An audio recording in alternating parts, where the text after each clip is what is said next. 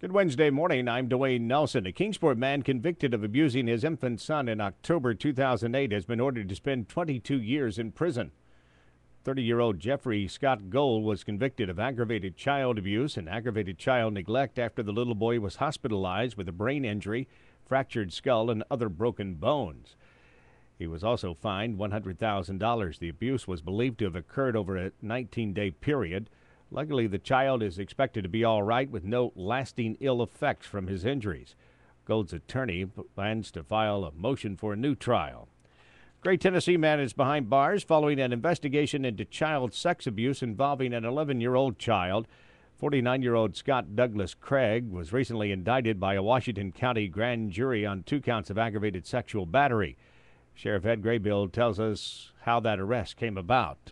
He had a victim's parents filed a report with us of inappropriate touching on the care of Mr. Craig. Of course, we took the child to the Children's Advocacy Center, which was the day we were interviewed by a forensic interviewer, and said there were 2 incidences of sexual abuse. The girl's mother told 11 Connect she's taught her daughter to speak up when something's wrong and hopes other parents will do the same. She was in the care of someone we trusted, and thank goodness that she came home and told exactly what happened at the exact time that it happened, so that it didn't get to go any further.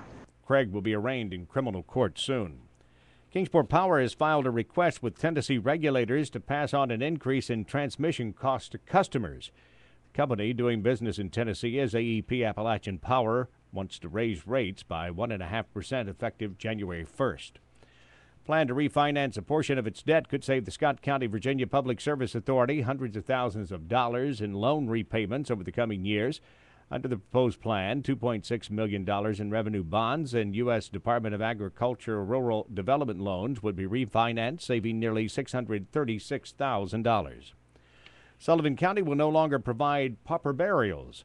County Mayor Steve Gotze said any county commissioners contacted by a family, funeral home, hospital, or nursing home should provide the caller with the phone number for Restore Life USA. The number of requests for burial assistance has increased from 12 3 years ago to nearly 50 last fiscal year. The general manager of Ridgefields Country Club in Kingsport has been terminated following his arrest on felony charges out of North Carolina. 45-year-old Don Carlos Gibson is charged with false pretense out of Mecklenburg County, North Carolina. Club owner Stan Pace said he believes he was scammed by a man whom he trusted after his ID was stolen.